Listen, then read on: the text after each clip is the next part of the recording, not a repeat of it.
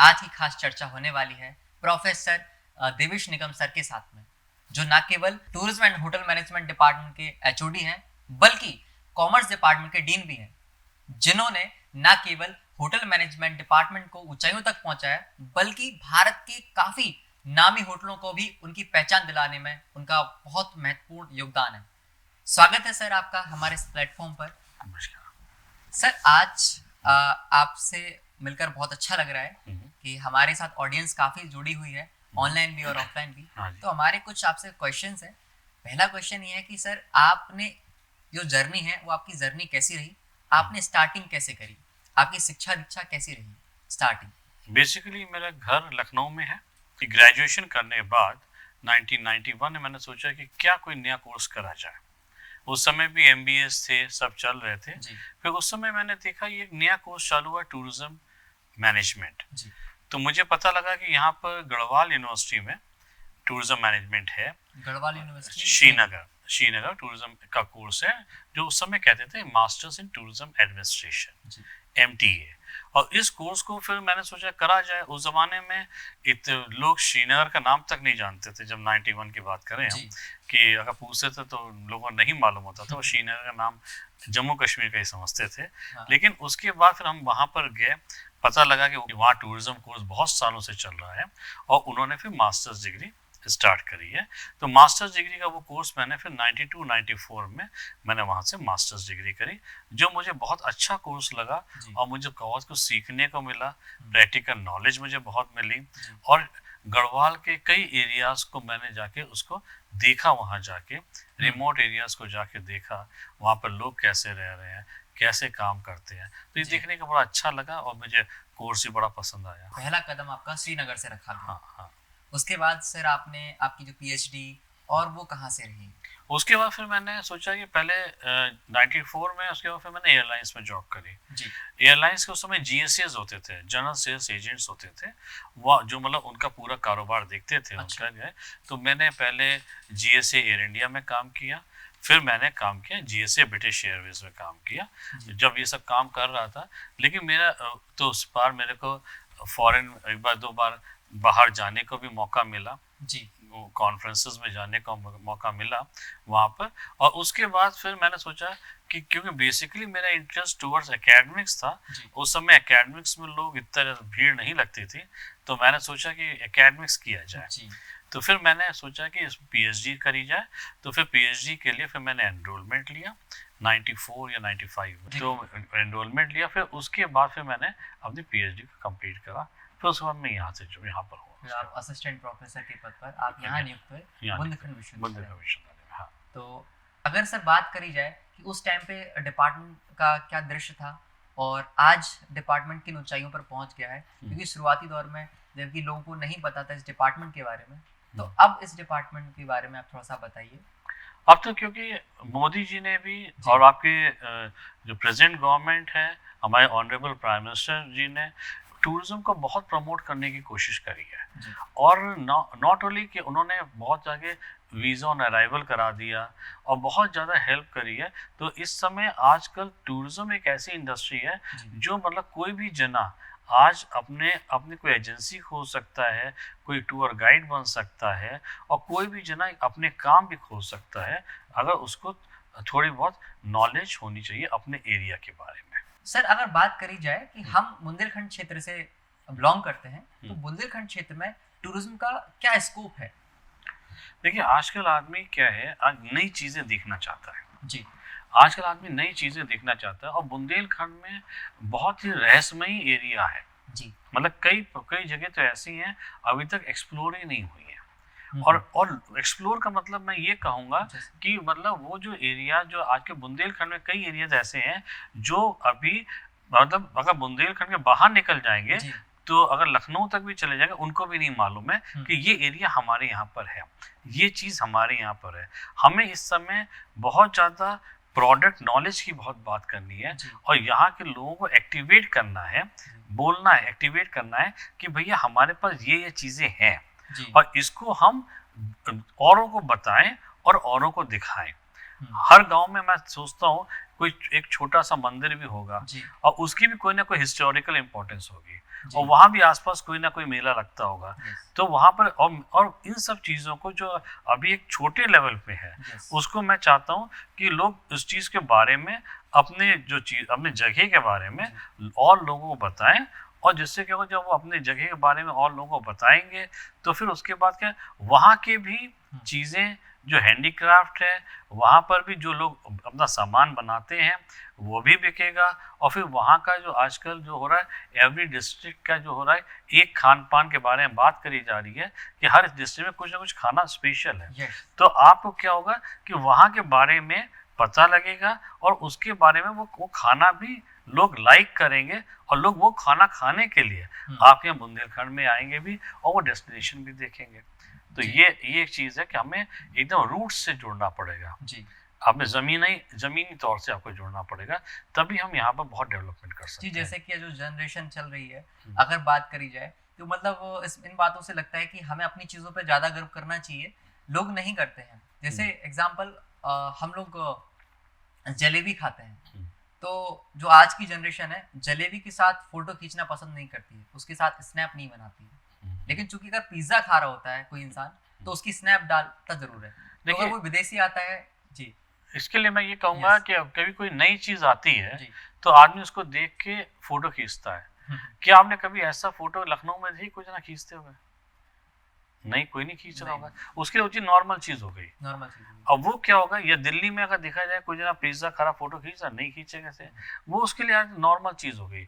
और आजकल आदमी क्या दिखता है कि वहाँ की स्पेशलिटी क्या है, उस एरिया का खाने की स्पेशलिटी क्या है, तो वो चीज़ खाने का पसंद करता है आजकल आदमी। तो ये कोई नई चीज़ नहीं है, अभी लोग फोटो डाल रहे हैं, कल को वो भी वो अपनी जो घर वाली चीज़ है उसको भी वो लाइक करेंगे और उसके लिए हमें उस चीज़ को खोना नहीं है।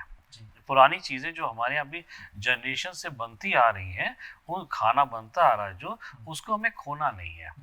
तो लेकिन सबसे बढ़िया चीज़ आपके शहर में है कि आपके यहाँ भी जॉइंट फैमिली सिस्टम है जी। तो जॉइंट फैमिली सिस्टम अभी बहुत जगह से चला गया है, लेकिन मैं बुंदेलखंड में देखता हूँ कि आपके यहाँ पर जॉइंट फैमिली सिस्टम है, तभी भी दादा बाबा आप लोगों के साथ रहते हैं। लेकिन आप अगर किसी और शहर में जाएंगे तो वहाँ पर वो लोग नहीं मिलेंगे आपको। इसीलिए तादाद भी अगर देखा जाए तो वृद्धाश्रमों की बढ़ती चली जा रही है। अपनी रूट को छोड़ के जा रहे हैं। बेसिकली अगर हम बात करें कि बुंदेलखंड क्षेत्र में हम कौन कौन से ऐसे विषय हैं या कौन कौन से ऐसी चीज़ों को या इस जो युवा है वो इस क्षेत्र में कैसे एक ऑथेंटिक तरीके से आगे बढ़ सकता है? ऑथेंटिक तरीके से आपका आगे ऐसे बढ़ सकता है कि हमारे तो सिंस 1999 हम लोग के यहाँ पर institute of tourism and hotel management है और institute of tourism and hotel management में अभी हमारे यहाँ bachelors degree in tourism administration, honours degree भी चल रही है, अभी से NEP के हिसाब से स्टार्ट हुई है और आपका masters in business administration in tourism है और उसके बाद हमारे पास PhD प्रोग्राम्स भी हैं। तो ये तो टूरिज्म की बात हो गई और आपका एक होटल मैनेजमेंट के भी हमारे यहाँ पे AICTE अप्रूव कोर्स चलते हैं, तो bachelors in hotel management and catering technology जिसे कहते हैं और वो इंटीग्रेटेड प्रोग्राम है। उसके बाद अगर 1 साल करना और चाहे तो वो उसको मास्टर्स डिग्री मिल जाती है। उसके बाद उसके PHMCT के बाद वो एग्जिट भी कर सकता है और फिर उसके बाद 1 साल के लिए और करता है तो उसे दोनों डिग्रियां एक साथ मिल जाती हैं। अच्छा, यानी कि उसकी जो under graduation and post graduation यानी दोनों एक साथ हो सकती है। वो इंटीग्रेटेड प्रोग्राम है जिससे कि साल बचती है उससे। तो सर जैसे कि मैंने पता किया है कि हमारा जो विश्वविद्यालय में जो डिपार्टमेंट है वो FHRAI और IATO जैसी बड़ी संस्थाओं से मान्यता प्राप्त है। ये FHRAI ये federation hotel and association of India, IATO जो है इंडियन एसोसिएशन टूर ऑपरेटर्स है, इन दोनों के हम लोग मेंबर्स हैं। और मेंबर्स होने के बाद क्या है कि हम लोग जो भी उनके यहाँ पर जो जितने भी होटल और रेस्टोरेंट हैं वो उससे मेंबर वो लोग अपनी कोई भी एक्टिविटी करते हैं वो हमको यहाँ बुलाते हैं, तो जिससे क्या होता है कि स्टूडेंट्स का इंटरेक्शन इंडस्ट्री के साथ भी होता है। सर सबसे पहले हमारे लिए सबसे बड़ी गर्व की बात है कि बुंदेलखंड विश्वविद्यालय के आप प्रोफेसर हैं, डीन हैं, HOD हैं, उसके साथ साथ अदर यूनिवर्सिटीज़ में आपको बुलाया जाता है। सर मेंबर हैं FHRAI के, जो कि आपको बता दें FHRA क्या है और आयोटो क्या है। ये ऐसी संस्थाएं हैं जिसके सर कोर मेंबर टीम में भी हैं, जो कि बड़े बड़े होटल्स को उनकी रैंकिंग दिलाने में, कि जैसे आप कहते हैं कि ये 2 स्टार होटल है, 3 स्टार होटल है या 4 स्टार होटल है या 5 स्टार होटल है, तो वो होटल्स को जो मान्यता दी जाती है जिन बड़ी बड़ी संस्थाओं में, तो उनमें के जो कोर टीम के जो मेंबर हैं, जिनमें एक नाम हमारे सर का भी आता है। तो सर के लिए बहुत, हमारे डिपार्टमेंट के लिए और हमारे बुंदेलखंड के लिए भी बड़ी गर्व की बात है। तो क्लैपिंग फॉर दैट।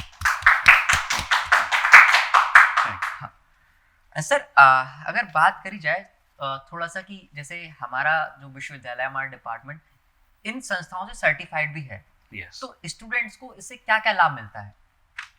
स्टूडेंट्स को आपका क्या है कि इंडस्ट्री के साथ इंटरेक्शन होता है जी। इंडस्ट्री के साथ इंटरेक्शन होता है, तो व्हाट आपके पास जो भी इंडस्ट्री में लेटेस्ट चल रहा है जी। वो आपको पता लगता रहता है कि इंडस्ट्री में लेटेस्ट क्या चल रहा है, क्या ट्रेंड्स चल रहे हैं, जी। कैसे आजकल नौकरियां हो रही हैं, Yes. क्या आदमी स्टार्टअप कर सकता है। Yes. ये सब चीज़ों की क्या था, वो लोग अपने वर्कशॉप करते रहते हैं। अच्छा, ऑनलाइन भी करते हैं, ऑनलाइन भी कर सकते हैं करते हैं, और कभी कभी वो लोग अपने कॉन्फ्रेंस भी कराते हैं। लेकिन जनरली उनकी ऑनलाइन होती है, और आप अगर बच्चा करना चाहे वो कर सकता है आराम से, फैकल्टी करना चाहे वो कर सकती है आराम से।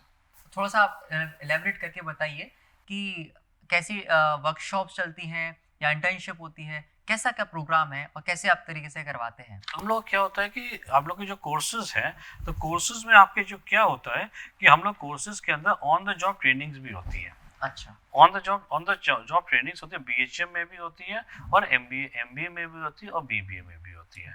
ऑन द जॉब ट्रेनिंग, इसको हम लोग ट्रेनिंग्स भी कहते हैं, है ना। और ऑन द जॉब ट्रेनिंग तो सबसे आखिरी में कराते हैं, लेकिन उससे पहले जो इनका ट्रेनिंग का भी होता है, तो ट्रेनिंग्स कराते हैं। उसमें बच्चा इंडस्ट्री में जाता है और इंडस्ट्री में जाके प्रैक्टिकली सीखता भी। कोई स्टूडेंट ने अगर इस डिपार्टमेंट से ग्रेजुएशन किया है, पोस्ट ग्रेजुएशन किया है और वो किसी बड़ी कंपनी में जाना चाहता है, तो विश्वविद्यालय किस तरीके से उसकी मदद करता है? देखिए, आजकल ऑनलाइन ज़माना है। आजकल ऑनलाइन में क्या होता है कि अगर बच्चा अगर अवेयर है जी, तो वो आजकल बहुत अच्छा अवेयर होता है, तो शायद वो लोग खुद ही भर लेते हैं जी। और HR को लिख देते हैं, हम लोग बता देते हैं, हम लोग से NOC भी ले सकते हैं। लेकिन दूसरी बात, जो सबसे बड़ी बात है, यूनिवर्सिटी में जो हमारे पास है, जो बच्चा मतलब जिनको चाहिए, हमारे एक ट्रेनिंग एंड प्लेसमेंट सेल है, और ट्रेनिंग एंड प्लेसमेंट सेल में हम उनको बता देते हैं कि हमें यहाँ पर ट्रेनिंग करानी है और हमें इनका प्लेसमेंट कराना है। तो कई बार वो लोग कंपनीज को बुला के हम लोग क्या ट्रेनिंग एंड प्लेसमेंट ही करा देते हैं। तो होटल मैनेजमेंट से पढ़ने के बाद बच्चे के पास कौन कौन से करियर पाथ्स रहते हैं कि जिससे कि वो किस स्ट्रीम में वो जा सकता है? अगर ये कोर्स करता है, ग्रेजुएशन करता है, पोस्ट ग्रेजुएशन करता है, तो कौन कौन से इसके पास रास्ते खुलते हैं? देखिए, होटल का आप समझ लो कि 3 पार्ट में डिवाइडेड है। एक आपका फ्रंट ऑफिस, ठीक है।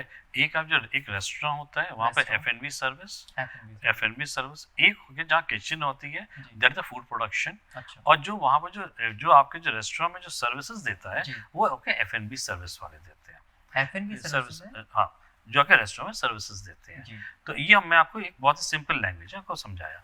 तो अब उसमें क्या होता है कि बच्चे को इन तीनों जगह, आपके एक होटल के अंदर जो बच्चे का जो भी इंटरेस्ट है, उन तीनों जगह आपको नौकरी मिल सकती है, अपनी नौकरी कर सकता है। अच्छा। और उसको नौकरी नहीं तो वो कभी कभी कुछ लोगों को मैंने ये भी देखा है कि वो लोग अपने घर में ही एक अपना क्लाउड किचन बना लेते हैं।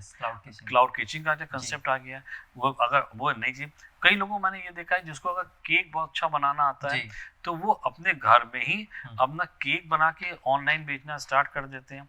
तो आजकल क्या करा जाता है कि नौकरी के साथ साथ बहुत कुछ ऑप्शंस हैं आपके पास, जो अपने लेवल पे आप अपना ओपन कर सकते हैं। Not going for the job, you can open your business with you. मेरे एक दोस्त है, वो बहुत अच्छा खाना बना लेती थी। हाँ, तो उसने भी स्टार्ट किया एक क्लाउड किचन। और उसके फादर नहीं है अभी इस दुनिया में। हाँ। तो उसने और उसकी माँ ने मिलके, अभी फिलहाल बड़े दुख की बात है कि उसकी माँ भी नहीं है। हाँ। तो उन दोनों ने स्टार्ट किया क्लाउड किचन। वो आज एक क्लाउड किचन की ओनर है। हाँ। और वो अपना फैमिली में सिर्फ उसकी छोटी बहन है, तो उसका पालन पोषण कर रही है। अब मैं आपको एग्जांपल दे रहा हूँ। अब खाने का कंसेप्ट बदल चुका है जी। आदमी क्या करता है, आपका आज खाने का कंसेप्ट में, बिकॉज आज का ऑयली फूड बहुत कम हो चुका है लोगों का खाने के लिए, तो आज खाने के कंसेप्ट में वो चाहता है हाइजीनिक फूड मिले।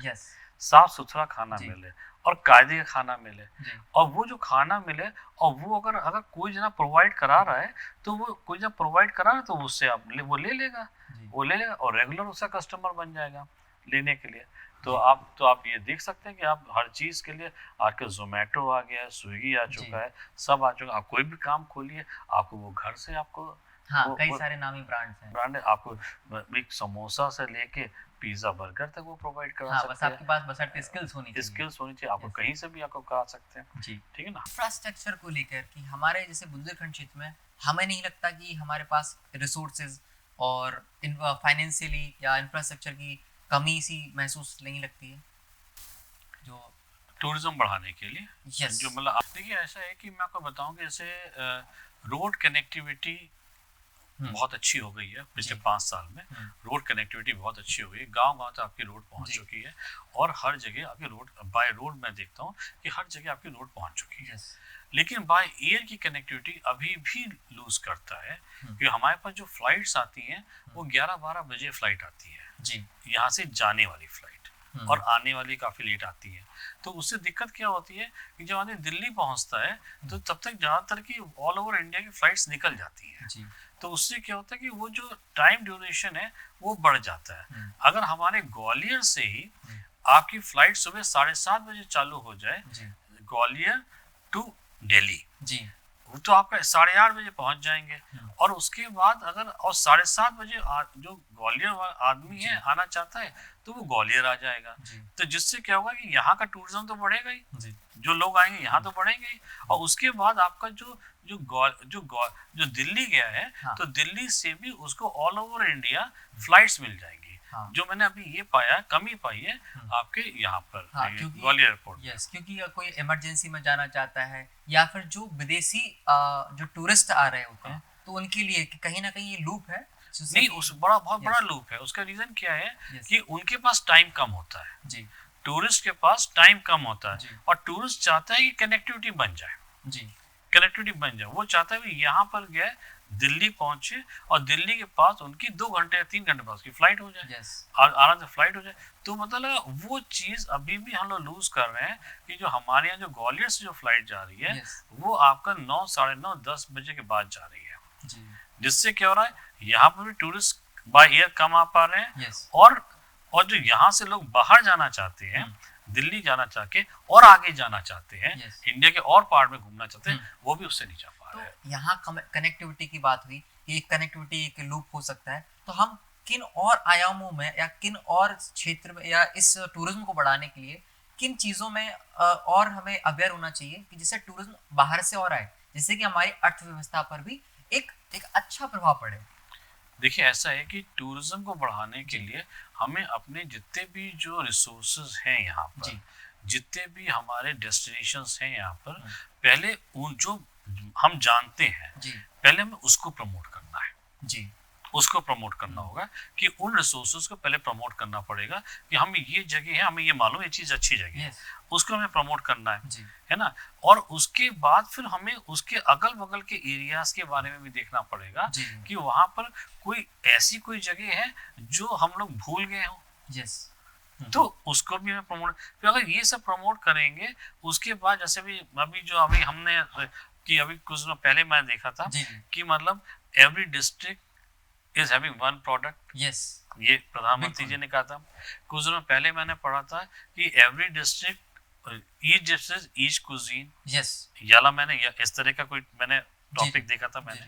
तो आपका क्या है कि हर जगह की हर डिस्ट्रिक्ट की एक एक कुजीन अलग होती है कहीं की मिठाई अच्छी होती है कहीं की कचौड़ी अच्छी होती है और कहीं जलेबी अच्छी होती है। जो हमारे लोकल जो लोग चीजें हैं जो बहुत अच्छी चीजें होती है देयर आर मेनी थिंग्स कोई उसी एरिया की फेमस है वो किसी दूसरे एरिया की फेमस नहीं है।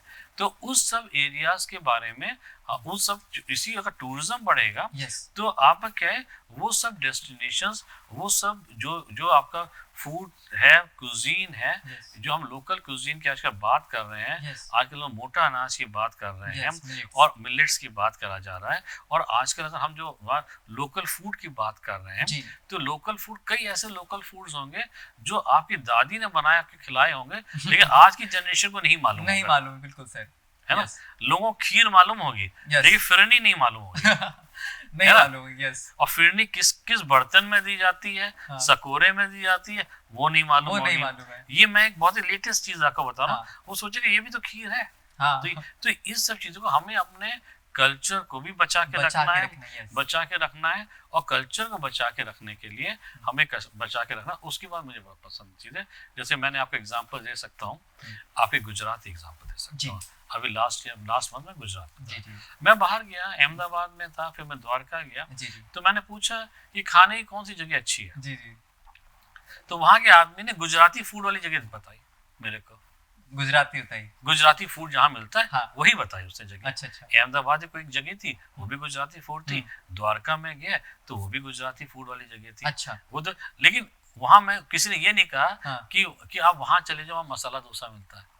वहां चले जाओ, आपको क्या चाउमीन वो खा लो। हाँ। लेकिन उसने ये चीज मुझे वहां बड़ी अच्छी लगी, उसने अपना, और वहां पर लोकल फूड खाने के लिए जितने लोग हैं सभी लोग वहां पर लाइन लग रही है उसकी वहां पर दुकान। क्या बात है सर। तो भाई ये चीज because just like Bundelkhand, yes, आपका गुजरात में भी एक फैमिली सिस्टम है। यस, आपका गुजरात में भी ज्वाइंट फैमिली सिस्टम है। जी। आपने सब प्रधानमंत्री जी को देखा Yes. होगा, है ना? तो मैं जब वहां जाके देखा तो मैंने देखा है कि हर दूसरे घर में ज्वाइंट फैमिली है। यस, हर दूसरे घर में Yes, ज्वाइंट yes. फैमिली है। हाँ। और सब लोग मिलके एक साथ जाते हैं। तो हमें वो चीज बड़ी पसंद आई। लेकिन शहरों में ये कल्चर थोड़ा खत्म होता चला जा रहा है। ये हम लोग खुद मेंटेन कर सकते हैं, हम लोग खुद मेंटेन कर सकते हैं। लेकिन ये अगर आप कल्चर आप खत्म करेंगे तो आपके घरों में जो ट्रेडिशनल फूड है, यस, वो बंद हो जाएगा। मैं आपसे पूछ, एक छोटी सी मैं एग्जांपल बोलता हूँ कि कितने घरों में अचार बनता होगा। सर गांव के सारे क्षेत्रों में हर जगह अचार बनता है। हर घर में। शहर में कितने बनता होगा? शहरों में मुझे लगता है कि 100 में से एक आध ही कि बनता होगा। वो मतलब वो एक बाहर से लेके आ जाते हैं और उसे गला खराब करते हैं और तबीयत खराब करते हैं। काफी सारे केमिकल्स। क्या केमिकल। तो वो एक चीज है कि उसमें हमें अपने ट्रेडिशन, और आजकल डॉक्टर्स भी कहते हैं कि eat the traditional foods. Yes, ना, आपको वेट लूज करना तो ईट द ट्रेडिशनल फूड्स। ये चीजें हैं। तो हमें इस पे, कुजीन पे बहुत वर्क करना है और बच्चों को उसकी न्यूट्रिशनल वैल्यू के बारे में अवेयर कराना है। और इवन इस चीज को हमें स्कूल लेवल में भी विद द प्रोडक्ट बेस आपको बताना पड़ेगा इसकी न्यूट्रिशन वैल्यू ये है। बिल्कुल। आज की जनरेशन, मतलब ये ऐसा नहीं किताब में दिखाई, इस चीज की न्यूट्रिशन वैल्यू ये है, इसकी वैल्यू ये, इससे ये खाओगे तो तुम्हारी हेल्थ में ये इम्प्रूवमेंट होगा। ये चीज बताना पड़ेगा तभी। और स्कूलों में मैं चाहूंगा कि हर स्कूलों में इस तरह की कैंटीन खुले, जो ट्रेडिशनल, जो पुरानी चीजें मिलती हैं, जो हल्के कम दाम में बिके, तो बच्चे ज्यादा उसको खाएंगे बजाय वो वेस्टर्न फूड। आज सर अगर बात करी जाए, अतिशयोक्ति नहीं होगी इस बात की, लोग छाछ तो जानते हैं लेकिन मठा महेरी कोई नहीं जानता है। हम बुंदेलखंड क्षेत्र में रह रहे हैं। तो वो चीज है कि हमारे पास अगर बात करी जाए, हमारे बुंदेलखंड क्षेत्र में हर चीज प्रचुर मात्रा में है, लेकिन लोग या तो अवेयर नहीं है या लोग नई जो पाश्चात्य सभ्यता को अपनाते हुए हम अपनी पुरानी सभ्यता को भूलते चले आ रहे हैं। जैसे आपने बात की छाछ की बात करी, कितने घरों में छाछ बनती है वो आजकल आप देखेंगे कि आजकल आप देखें उन सब, आप जो देखेंगे आप जितने भी घरों में छाछ है वो या तो पैकेट वाली आती है, बिल्कुल पैकेट वाली आती है, या कितने घरों में। लेकिन क्या बच्चों को उससे क्या हुआ, जो पैकेट वाली चीज आई तो उससे लोगों को अवेयरनेस आई कि हाँ ये चीज अच्छी है, ये अच्छी। इसी तरह हम लोग को जो ट्रेडिशनल चीजें हैं उसको भी पैक फॉर्म में लाना पड़ेगा, विद देयर रेसिपी। कि कोई भी जना उसको बनाना चाहे तो कैसे बना सके। बिल्कुल सर, कि मतलब लोगों को ये नहीं पता कि जो मट्ठा है, महीरी है। कहावत भी थी कि दूध दही खाएं झींगुर से और मठा महीरी खाएं लठेंगर से। बुंदेलखंड की कहावत है। तो वो चीज कि मतलब देखा जाए बुंदेलखंड में ऐसी इतनी सारी ऐसी चीजें हैं, ऐसी प्रचुर मात्रा में है।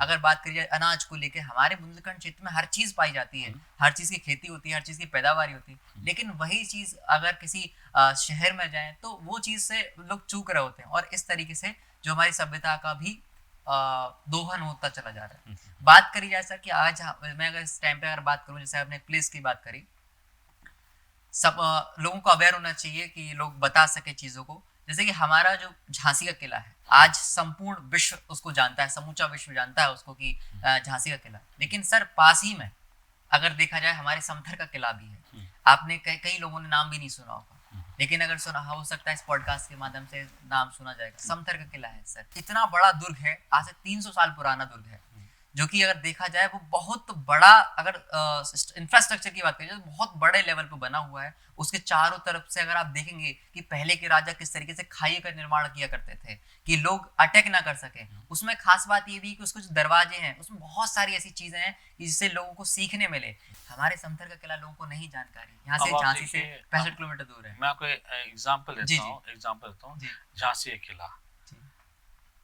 जब से प्रधानमंत्री जी आए झांसी किले का एकदम साफ सुथरा बढ़िया हो गया। बिल्कुल। और सबसे बढ़िया चीज जो उनके बाद हुई कि वहां पर साउंड एंड लाइट शो आया। यस। आज की तारीख में मैं जितने भी गेस्ट को लेके गया साउंड एंड लाइट शो का देखा, वो बार बार आके देखते हैं और बार बार ज्यादा पैसा दे के देखने के लिए आते हैं। उसका रीजन क्या है कि हमने वहां पर जो चीज को आपके किले को टेक्नोलॉजी से ऐड कर दिया। तो सुबह तो आदमी आ रहा है देखने के लिए किला को, और रात को उसका साउंड एंड लाइट शो भी देखने के लिए आ रहा है। इससे आप देखो कितने लोगों का फायदा हो रहा है, कितने लोग। और कईयों को तो झांसी की रानी की स्टोरी भी नहीं मालूम होगी, जो वहां पर बहुत अच्छी तरीके से कंस्ट्रक्ट कर वो स्टोरी दिखाई गई। तो मैं जितने लोगों को लेके गया, लोगों ने सबने तारीफ करी, अरे बहुत अच्छा है। फिर माउथ टू माउथ पब्लिसिटी से ही आपका टूरिज्म बढ़ता है। फिर जो जना फिर मेरे घर आएगा और वो फिर कहेंगे वहां जाना चाहना देखना है। तो इससे क्या है, माउथ टू माउथ पब्लिसिटी से आपकी चीज बढ़ती है। अगर आप अच्छी चीज परोसेंगे तो आदमी जरूर लेगा जी, आप जरूर लेगा। आप उसका ट्राई करिए और ट्राई करेंगे तो आपकी जरूर वो चीज बिकेगी। हाँ, देखा जाए कि डायरेक्टली इनडायरेक्टली बहुत सारा, जैसे अगर कोई 5 लोग भी जाते हैं, अगर विदेश से आते हैं, भारत के या कहीं उस जगह को घूमने आते हैं, तो देखा जाए डायरेक्टली वो अगर कुछ ना कुछ खाएगा, अगर घूमने आ रहा है तो जो फूड की बात करिए तो वहाँ पे बिक्री बढ़ती है। अगर वो वहाँ पे किसी ना किसी के माध्यम से आ रहा होगा, हो सकता है कार के माध्यम से आ रहा हो सकता है, लेकिन ज़्यादातर वो घूमेगा आसपास की चीज़ों को, तो वो क्या कर रहा होगा, वो टैक्सी का यूज़ कर रहा होगा। तो देखा जाए तो टैक्सी वालों का भी अगर होती है, तो ऐसी चीज़ों को डायरेक्ट इनडायरेक्टली अगर वे में अगर इसको प्रमोट किया जाए टूरिज्म को, तो कई सारे सेक्टर में इसमें उनका आय का जैसे आजकल जैसे लोगों ने आके फूड ट्रक्स लगा देते हैं जी, आसपास फूड ट्रक वो लगाते हैं, साफ सुथरी चीजें उसे बेचना चालू कर दें, तो आपका क्या होगा, तो लोग वहाँ पर आपके 5 स्टार होटल छोड़ के वहीं पर खाना खाएंगे। कि उसका रीजन नहीं है उनको, क्या टूरिस्ट को क्या चाहिए, एक साफ सुथरी और हाइजीनिक फूड चाहिए। और बस, और साफ सुथरा हो गया, गंदगी नहीं है, और आपका और जो बनाने वाला वो कायदे से बना रहा है, वो अच्छा ऑयल इस्तेमाल कर रहा है, तो आदमी आएगा खाएगा आराम से जी। तो अगर आप थोड़ा सा एकेडमिकली बात कर लें तो हमारे डिपार्टमेंट में क्या क्या फैसिलिटीज हैं? हम लोग के डिपार्टमेंट में पूरी फैसिलिटीज हैं। हम लोग डिपार्टमेंट में ट्रेनिंग तो कराते ही हैं, हम लोग क्या फूड प्रोडक्शन लैब भी है, और फूड प्रोडक्शन लैब होने की वजह से हम हर बच्चे को हमारे यहाँ पर हर वीक डेज में उनके हमारे प्रैक्टिकल्स होते हैं। और नॉट ओनली दैट, आपके यहाँ जो भी फंक्शन होते हैं बुंदेलखंड यूनिवर्सिटी में, तो वहाँ पर हमारे स्टूडेंट्स को ही बुलाया जाता है।